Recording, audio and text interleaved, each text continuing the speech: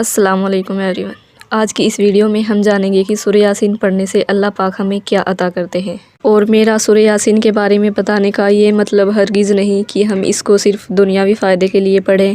میں چاہتی ہوں کہ ہم سب ہی اس کو اللہ کی رضا کے لیے پڑھیں تاکہ ہمیں وہ اجر ملے جو اللہ تعالیٰ نے دینے کا وعدہ کر رکھا ہے۔ تو چلیے ویڈیو شروع کرتے ہیں۔ عطا بن ابی رباح رحمہ اللہ فرماتے ہیں کہ مجھے حضور اکرم صلی اللہ علیہ وسلم کا یہ ارشاد پہنچا ہے کہ جو شخص سورہ یاسین کو شروع دن میں پڑھے اس کی تمام دن کی حوائج پوری ہو جائیں۔ احادیث میں سورہ یاسین کے بہت سے فضائل وارد ہوئے ہیں۔ ایک روایت میں وارد ہوا ہے کہ ہر چیز کے لیے ایک دل ہوا کرتا ہے، قرآن شریف کا دل سورہ یاسین ہے۔ جو شخص سورہ یاسین پڑھتا ہے حق تعالیٰ شانہ اس کے لیے 10 قرآنوں کا ثواب لکھتا ہے۔ ایک روایت میں آتا ہے کہ حق تعالیٰ شانہ نے سورہ طٰہٰ اور سورہ یاسین کو آسمان و زمین کے پیدا کرنے سے 1000 برس پہلے پڑھا۔ جب فرشتوں نے سنا تو کہنے لگے کہ خوشحالی ہے اس امت کے لیے جس پر یہ قرآن اتارا جائے گا، اور خوشحالی ہے ان دلوں کے لیے جو اس کو اٹھائیں گے یعنی یاد کریں گے، اور خوشحالی ہے ان زبانوں کے لیے جو اس کو تلاوت کرے گی۔ ایک حدیث میں ہے کہ جو شخص سورہ یاسین کو صرف اللہ کی رضا کے واسطے پڑھے اس کے پہلے سب گناہ معاف ہو جاتے ہیں، بس اس سورت کو اپنے مردوں پر پڑھا کرو۔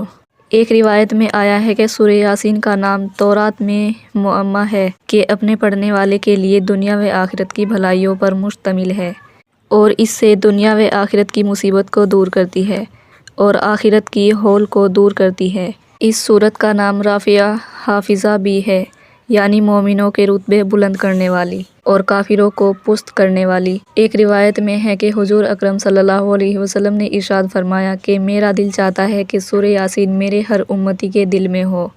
اور ایک روایت میں ہے کہ جس نے سورہ یاسین کو ہر رات میں پڑھا پھر مر گیا تو شہید مرا۔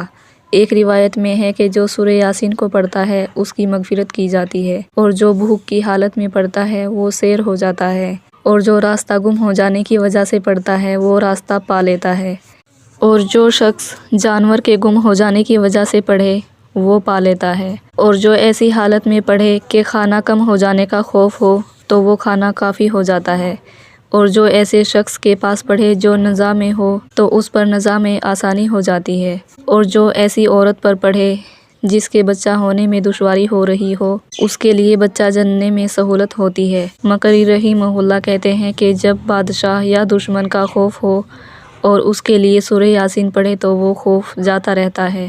ایک روایت میں آتا ہے کہ جس نے سورہ یاسین اور سورہ صافات جمعے کے دن پڑھی اور پھر اللہ سے دعا کی اس کی دعا پوری ہوتی ہے۔ اب میں آپ کے ساتھ ایک اور حدیث شیئر کرتی ہوں۔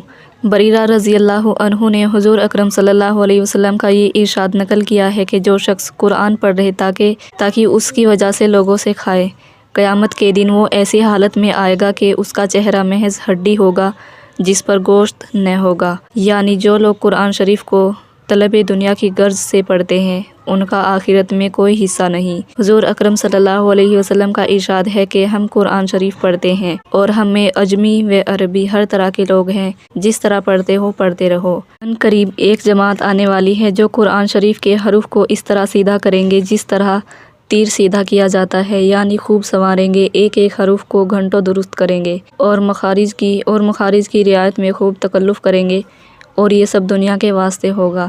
آخرت سے ان لوگوں کو کچھ بھی سروکار نہ ہوگا۔ مقصد یہ ہے کہ محض خوش آوازی بیکار ہے جبکہ اس میں اخلاص نہ ہو، محض دنیا کمانے کے واسطے کیا جائے۔ چہرے پر گوشت نہ ہونے کا مطلب یہ ہے کہ جب اس نے اشرف الاشیاء کو ذلیل چیز کمانے کا ذریعہ کیا تو اشرف الاعضاء چہرے کی رونق سے محروم کر دیا جائے گا۔